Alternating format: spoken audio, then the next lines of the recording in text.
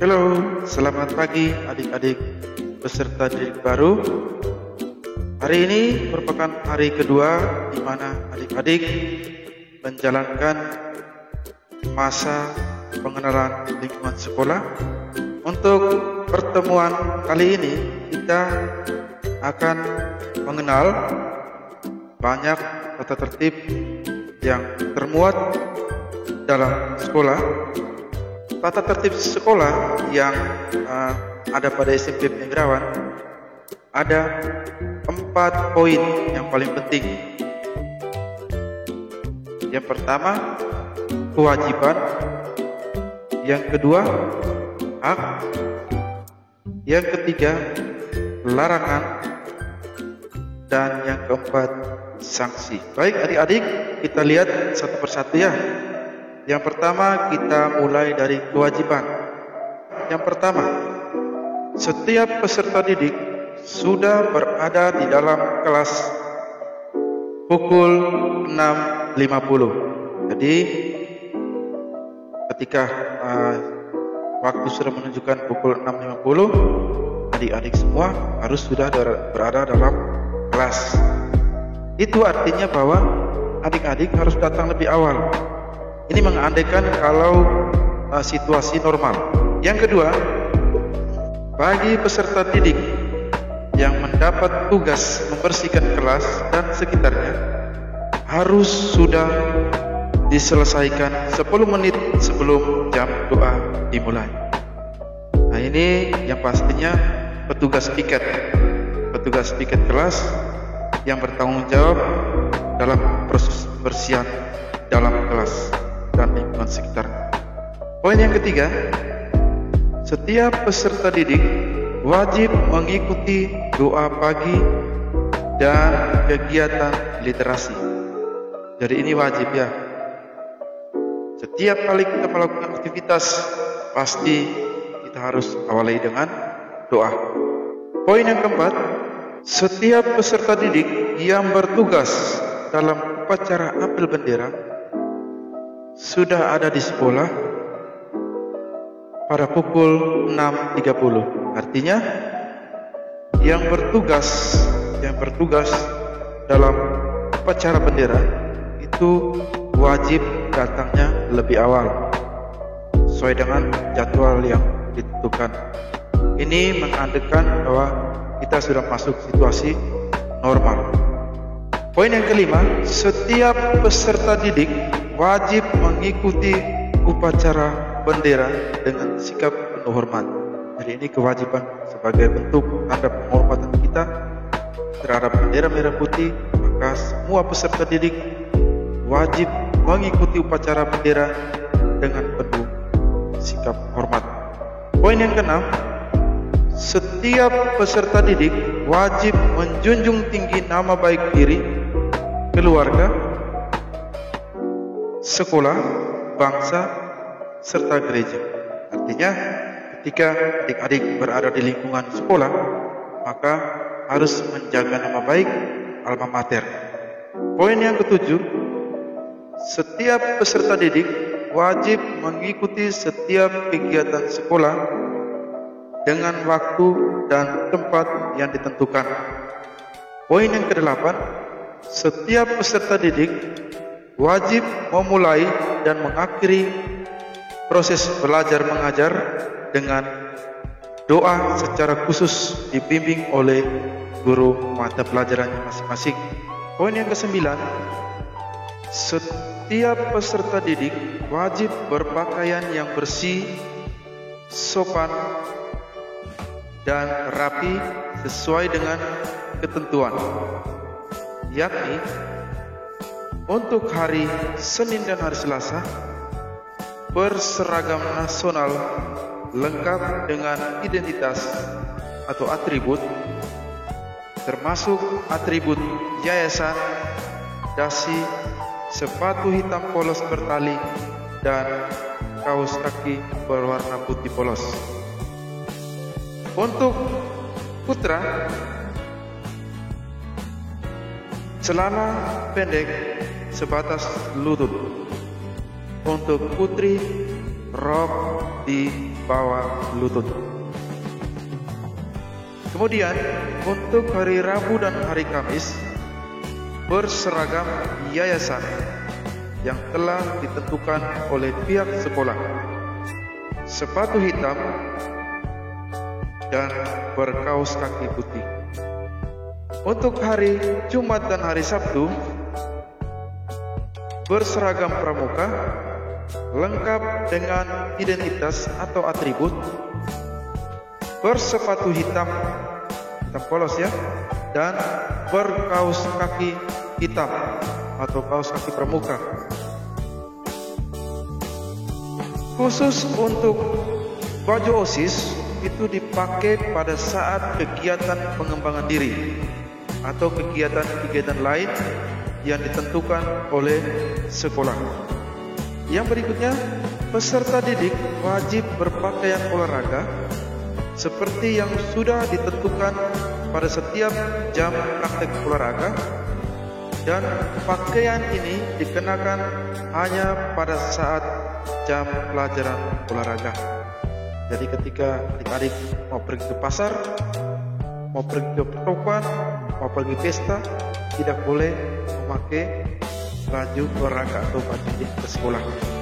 Yang ke-10, peserta didik wajib mengerjakan dan membaca semua tugas yang ditentukan oleh guru.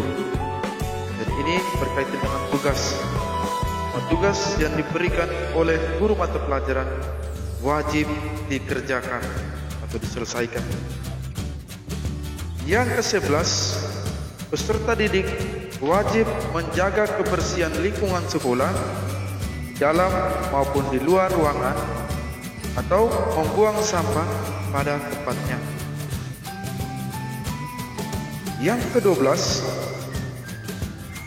peserta didik wajib bertanggung jawab atas keutuhan gedung sekolah dan semua yang ada di lingkungan sekolah. Dalam artian bahwa tidak mencoret-coret tembok sekolah, aula, WC, kamar mandi, pagar, meja, dan kursi. Poin yang ke-13, peserta didik wajib mendaftar ulang sebelum KBM tahun pelajaran dimulai. Untuk poin ke-13 ini, mendaftar ulang dalam artian bahwa harus melunasi SPPH tahap pertama. Poin ke-14, peserta didik wajib membayar seluruh keuangan sekolah menurut sistem yang berlaku. Poin yang ke-15, peserta didik wajib melaksanakan pembiasaan 3S: senyum, salam, dan sapa di lingkungan sekolah maupun di luar sekolah. Baik adik-adik, jadi ada 15 poin ya untuk kewajiban yang harus adik-adik peserta didik baru lakukan jika sudah berada atau sudah bergabung bersama SMP Bina Wirawan. Baik, poin B, hak siswa. Hak siswa yang pertama, setiap peserta didik berhak mendapatkan perlakuan yang adil. Yang kedua, lama belajar seorang peserta didik pada SMPK Bina Wirawan Maumere maksimal 4 tahun. Setiap peserta didik berhak mendapatkan fasilitas belajar, beasiswa, atau bantuan lain yang sesuai dengan persyaratan di SMP Bina Wirawan. Yang keempat, setiap peserta didik mendapat pendidikan. Setiap peserta didik berhak mendapat pendidikan dan pengajaran sesuai dengan jadwal yang ditetapkan sekolah berdasarkan kurikulum yang berlaku. Yang kelima, setiap peserta didik berhak mengikuti kegiatan ekstrakurikuler sesuai dengan bakat minat yang disesuaikan dengan sarana yang disiapkan oleh pihak sekolah. Sekarang kita masuk poin C, larangan-larangan yang tidak boleh adik-adik lakukan. Peserta didik SMPK Inawira Maumere dilarang. Yang pertama, terlambat dalam kegiatan belajar mengajar di kelas maupun kegiatan-kegiatan yang terjadi di luar kelas. Yang kedua, peserta didik dilarang keluar masuk kelas pada saat berlangsungnya KBM tanpa izinan dari guru yang sedang memberikan pelajaran. Jadi ketika situasi normal, maka adik-adik dilarang untuk keluar masuk kelas pada saat jam KBM sedang berlangsung. Namun ketika proses pembelajaran daring, adik-adik juga dilarang keras untuk keluar dari grup pada saat proses pembelajaran daring sedang berlangsung. Poin yang ketiga, peserta didik dilarang mengucapkan kata-kata kotor baik terhadap dirinya maupun terhadap orang lain, dalam artian bahwa sama teman, guru, pegawai yang berada di sekolah. Namun apabila proses pembelajaran daring, peserta didik juga dilarang untuk mengeluarkan kata-kata kotor di dalam grup kelas. Ketika berada dalam grup kelas, maka hal ini diperhatikan untuk kebaikan kita bersama. Poin yang keempat, peserta didik dilarang bolos pada saat kegiatan belajar mengajar sedang berlangsung. Yang kelima, peserta didik dilarang berpacaran. Yang berikutnya, peserta didik dilarang keluar dari lingkungan sekolah pada saat jam KBM kecuali atas izin guru. Yang berikutnya, peserta didik dilarang menerima tamu pada saat jam KBM kecuali atas izin guru atau pelajaran. Itu mengandaikan jika kalian sudah masuk dalam situasi normal. Yang berikutnya, peserta didik dilarang berpakaian seragam sekolah atau seragam OSIS atau seragam olahraga di tempat-tempat umum yang bukan kegiatan sekolah. Yang berikutnya, peserta didik dilarang berpenampilan, khusus untuk putra, dilarang melepas rambut yang panjang, dilarang mewarnai rambut, dilarang menghitamkan alis mata atau mencukur alis mata, tidak boleh bertato, itu khusus untuk putra. Sedangkan untuk putri, dilarang menggunakan make up wajah yang berlebihan, dilarang mewarnai rambut, dilarang mencukur dan menghitamkan alis mata. Yang berikutnya, peserta didik dilarang membawa kendaraan bermotor di sekolah. Yang berikutnya, peserta didik dilarang menggunakan perhiasan berlebihan. Perhiasan di sini yang dimaksudkan adalah kalung, cincin, gelang, anting emas maupun gading. Apabila adik-adik memakai perhiasan berlebihan, maka akan ditegur oleh wali kelas maupun dari kesiswaan. Karena apabila adik-adik memakai perhiasan yang berlebihan kemudian hilang di sekolah, maka itu bukan tanggung jawab pihak sekolah. Karena dalam aturan sudah dibuat bahwa peserta didik tidak boleh menggunakan perhiasan yang berlebihan.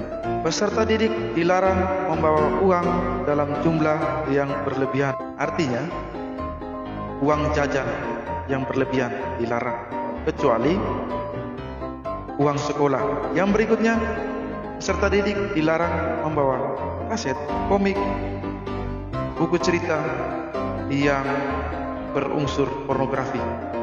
Yang berikutnya, peserta didik dilarang mencemarkan nama baik sekolah. Yang berikutnya, peserta didik dilarang terlibat dalam geng atau komplotan yang meresahkan masyarakat. Yang berikutnya, peserta didik dilarang membawa teman yang bukan peserta didik di SMP Bina Wirawan ke dalam lingkungan sekolah tanpa izin dari pihak sekolah. Yang berikutnya, peserta didik dilarang berkumpul di luar sekolah dan melakukan tindakan tercela dengan mengatasnamakan SMP Bina Wirawan. Yang berikutnya, peserta didik dilarang terlibat dalam kegiatan yang bersifat menghasut, membujuk, atau mengajak pihak lain sehingga menimbulkan bentrok atau perkelahian. Peserta didik dilarang menyimpan, membawa, menonton, atau membaca barang-barang yang tergolong pornografi atau barang-barang lain yang tidak pantas dibawa oleh peserta didik. Yang berikutnya, peserta didik dilarang membawa dan mengisap rokok di lingkungan maupun di luar lingkungan sekolah. Yang berikutnya, peserta didik dilarang membawa dan meminum obat-obatan terlarang seperti narkoba, sabu-sabu, minuman keras beralkohol seperti moki di lingkungan sekolah, dan bahan-bahan peledak lainnya.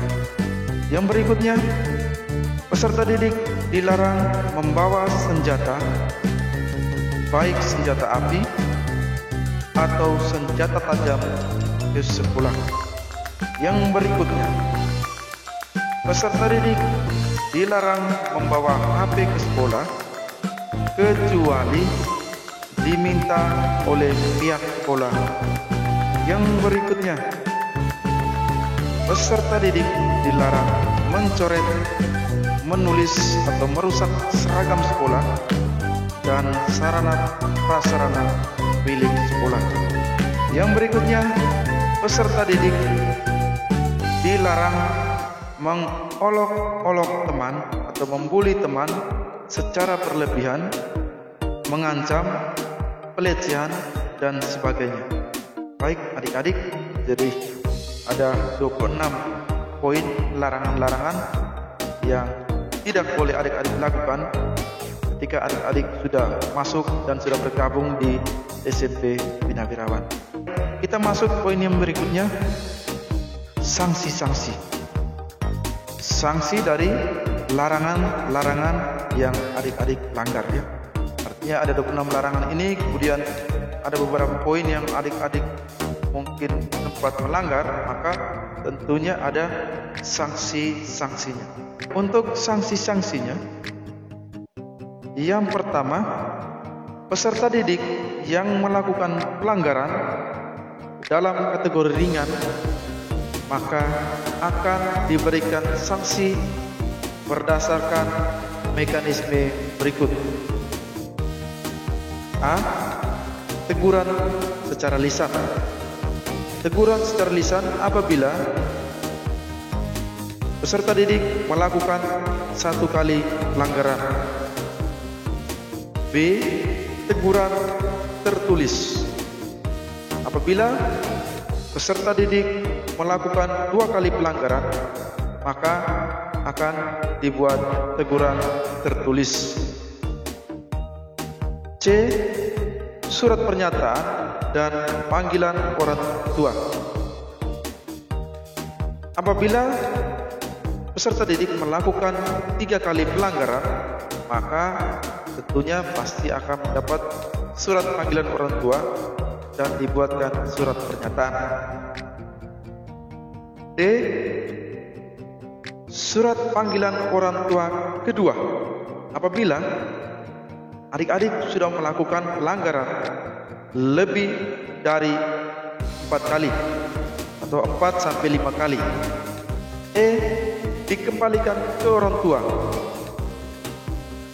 Apabila adik-adik melakukan pelanggaran sebanyak 5 kali. Apabila melakukan pelanggaran sebanyak 5 kali, maka akan dikembalikan ke orang tua atau dikeluarkan dari sekolah.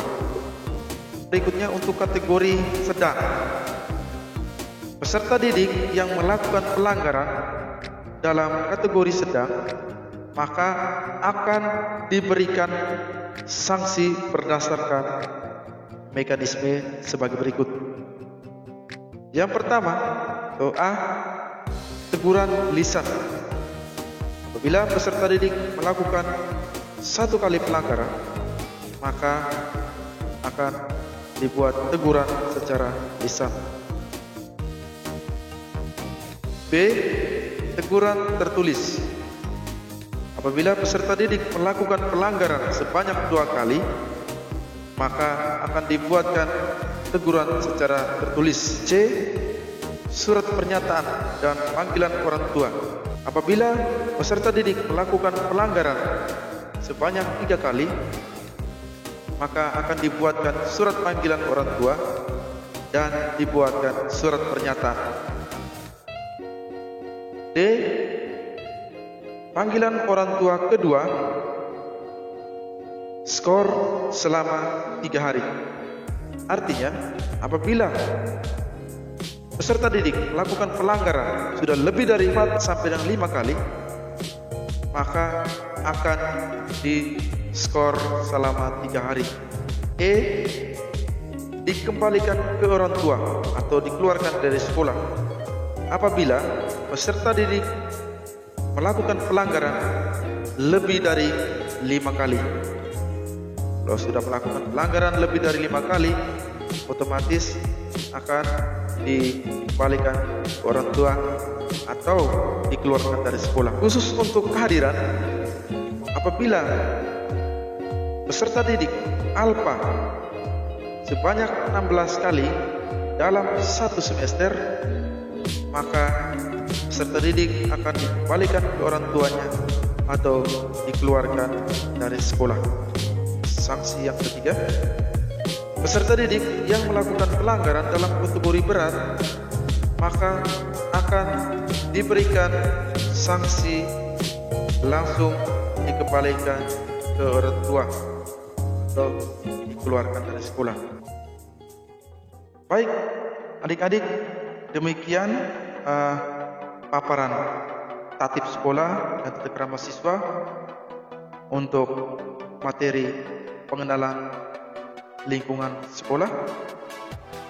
Kiranya paparan materi ini dapat bermanfaat buat adik-adik semua, sehingga ini menjadi sebuah pegangan ketika adik-adik berada di SMP Bina Wirawan selama 3 tahun. Dengan berakhirnya pemaparan materi ini, saya Emmanuel Kakbeda, SPD, saya guru mata pelajaran IPA Biologi kelas 8 dan kelas 9, mengucapkan selamat datang buat adik-adik peserta didik baru dan salam sehat, sampai jumpa.